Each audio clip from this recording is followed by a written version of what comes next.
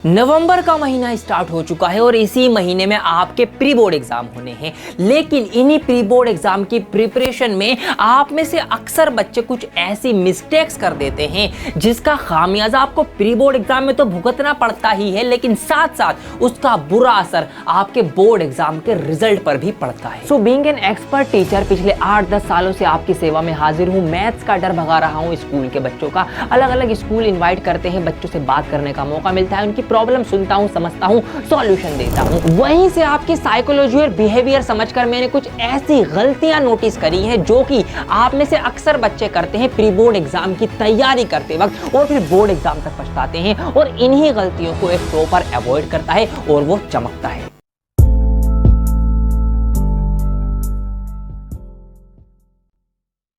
सो mistake number 1 पर बढ़ने से पहले अगर आपको कोई डाउट आता है कभी सवाल में, किसी प्रैक्टिस में, किसी क्वेश्चन में, या कोई क्वेरी है, कोई परेशानी है, कोई टेंशन है, ये रही मेरी आईडी, यहाँ मुझे फॉलो कर लो और यहाँ पर बेझिझक आप मैसेज कर सकते हैं, आपसे डायरेक्ट कॉन्टेक्ट मेरा हो जाएगा।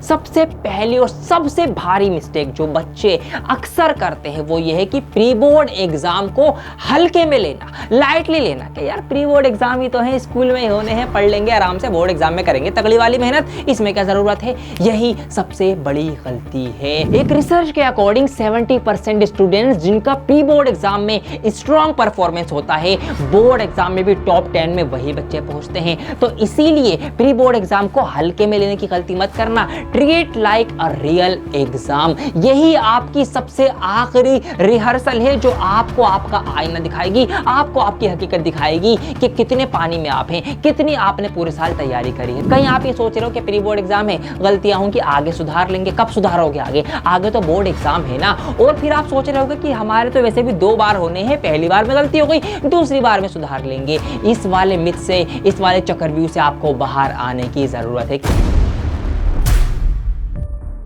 दूसरी सबसे बड़ी गलती यह है कि अभी तक सिलेबस कंप्लीट ना करना। आप में से बहुत से बच्चे ऐसे होंगे, खुद आपको आपकी हकीकत पता है कि आपका सिलेबस कंप्लीट नहीं हुआ है। ये गलती अक्सर बच्चे करते हैं और अब वो लग जाएंगे सिलेबस कंप्लीट करने में, जबकि अब उनको प्रैक्टिस और रिवीजन करना चाहिए था। तो अगर आपसे भी ये गलती हो चुकी है तो अब आपको दोबारा से सब कुछ पढ़ने की जरूरत नहीं है। अब आपको चाहिए स्मार्ट कंप्लीशन की। ये कैसे आप स्मार्टली अपने सिलेबस को कंप्लीट करें। रिया नाम की एक लड़की ने क्या किया, उसने ये किया कि उसने सारे चैप्टर नहीं पढ़े, उसने सिर्फ उन चैप्टर्स को गौर किया, उन चैप्टर्स को बनाया जो कि हाई वेटेज, ज्यादा मार्क्स वाले थे। तो आपको भी यही करना है, जो ज्यादा मार्क्स वाले चैप्टर है 3-4 वो बनाइए, ताकि आप कम टाइम में अच्छे मार्क्स स्कोर कर सके प्री बोर्ड एग्जाम के अंदर। इसमें मैंने भी आपके लिए कुछ इनपुट दिया है। आप YouTube पर जाकर सर्च करना dear sir class 10th maths playlist, तो आपके सामने ये वाली प्लेलिस्ट आ जाएगी। 18 वीडियोज है, हर एक चैप्टर की फुल फ्लेज वीडियो यहां पर आपके लिए दी गई है, बनाई गई है, जिसको आप इजीली देखकर सारी तैयारी, सारा सिलेबस कंप्लीट कर सकते हैं, वो भी स्मार्टली। चैप्टर वाइज है, रियल नंबर हो गया, polynomial, pair of linear equation, quadratic equation, सारी की सारी वीडियोस आपको मिल जाएंगी इस तरीके से। क्लास 10th की भी और क्लास 12th की भी प्लेलिस्ट बना रखी है, आप उसको भी dear sir class 12th playlist के चैप्टर करके सर्च कर सकते हैं। तो यहां से आपको अपना सिलेबस कंप्लीट करना है फौरन। आपको भी परफेक्शन नहीं ढूंढना, आपको भी स्मार्ट स्टडी ढूंढनी है कि आप कैसे मोटी मोटी तैयारी कर लें प्री बोर्ड एग्जाम के लिए। Third mistake is completed syllabus को दोबारा से शुरू से पढ़ना। ये क्या बात हुई? अभी मैंने दूसरे पॉइंट में बोला कि सिलेबस कंप्लीट नहीं हुआ तो कंप्लीट करो, अब मैं कह रहा हूं कि सिलेबस को दोबारा से मत पढ़ो। ये तो आपस में बातचीत कॉन्ट्राडिक्टरी हो गई, लेकिन ऐसा नहीं है। समझो, दोनों पॉइंट्स अलग अलग बच्चों के लिए हैं। जो दूसरा पॉइंट था वो उन बच्चों के लिए था जिन्होंने सिलेबस कंप्लीट ही नहीं किया था। उनको मैंने बताया कि अब आप स्मार्टली सिलेबस को कंप्लीट करो, कुछ मोटे मोटे चैप्टर्स उठाओ। लेकिन थर्ड पॉइंट उन बच्चों के लिए है जिन्होंने सिलेबस कंप्लीट तो कर लिया, सारे चैप्टर्स एक बार पढ़ तो लिए, उनसे गो थ्रू तो हो गए, लेकिन अब बच्चे ये गलती करते हैं कि वो दोबारा से शुरू से सारी चीजें पढ़ने का ट्राई करते हैं और पूरा ये नवंबर महीना उसी सिलेबस को कंप्लीट करने में निकाल देते हैं।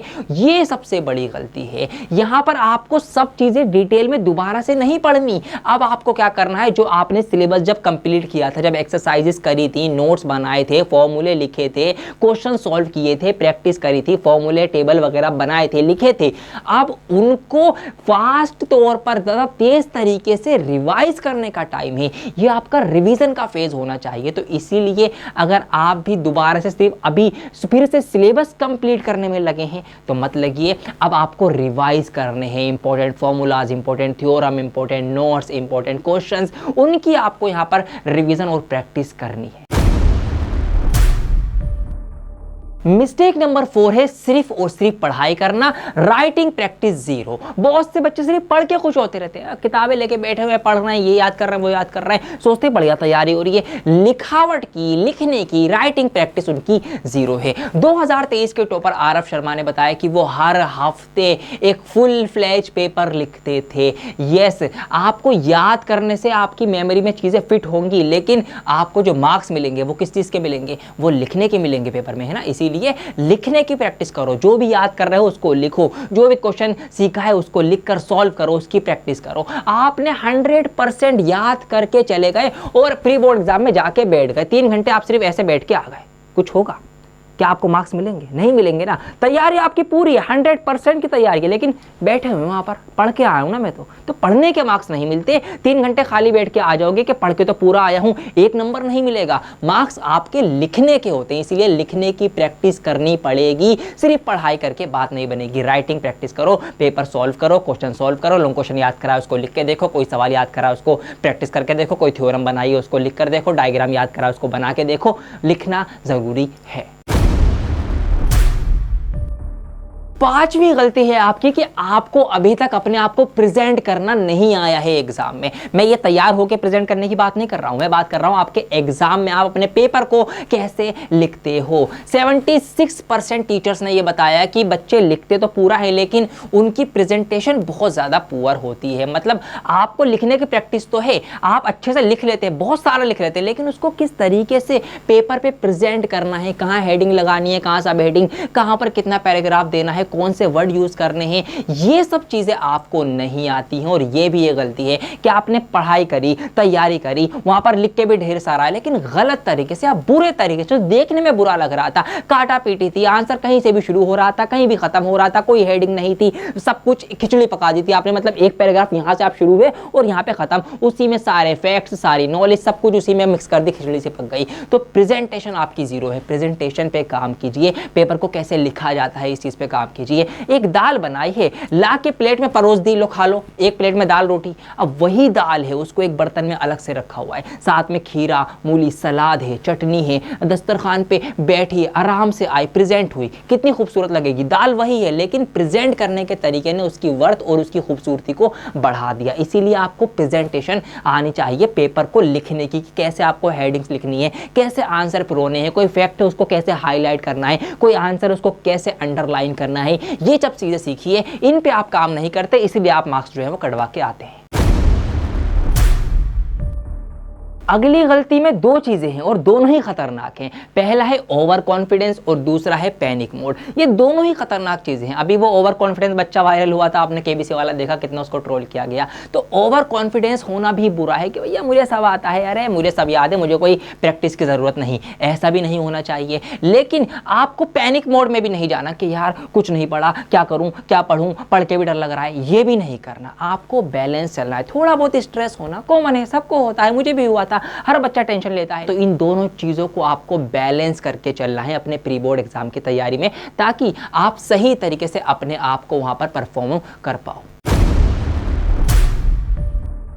So last but not least, अपनी सेहत का ख्याल रखिए। उल्टी सीधी आलतू फालतू चीज़ें खाने से बचिए। सर्दियां आ रही हैं, मौसम चेंज हो रहा है, खांसी, नज़ला, जुकाम, बुखार, ये चीज़ें आम हो रही हैं, वायरल चल रहा है। अपना ध्यान रखिए, क्योंकि अगर आपकी तबीयत ख़राब हो गई ऐसे में और पेपर आपके सर पे हैं तो आप तैयारी नहीं कर पाएंगे, फिर इस चीज़ की टेंशन आपकी अलग रहेगी। इसीलिए अपना ध्यान रखिए। देखिए, प्री बोर्ड जो है वो एक आपका ट्रेनिंग ग्राउंड की तरह है। कल अगर वर्ल्ड कप होना है तो आज आपका ये आखिरी फाइनल प्रैक्टिस है, ट्रेनिंग सारी यहीं कर लो, सारी गलतियाँ यहीं कर लो। इस तरह से आपको इसको बिल्कुल सीरियस होकर देना है। सारे त्यौहार खत्म हो चुके हैं, आप लग जाइए प्रॉपर तरीके से प्री बोर्ड एग्जाम की तैयारी करने में। चैप्टर वाइज वीडियोस आपके लिए मैंने बना ही रखी हैं, उनको देख सकते हैं। बाकी क्वेश्चन पेपर वगैरह की वीडियोस आपके लिए आती रहेंगी ताकि आपकी प्रैक्टिस अच्छी हो जाए, कैसे क्वेश्चंस को सॉल्व करना है वो चीज़ें भी आपके लिए हो जाए। तो इसीलिए ये वीडियो अपने सभी बेस्ट फ्रेंड को शेयर कर दीजिए। वीडियो को लाइक और कमेंट करना बिल्कुल ना भूलें। पहली बार वीडियो देख रहे हैं तो चैनल को सब्सक्राइब कर लीजिए। आपके लिए बोर्ड एग्जाम से रिलेटेड वीडियोस आती रहेंगी, क्लास 10, 11, 12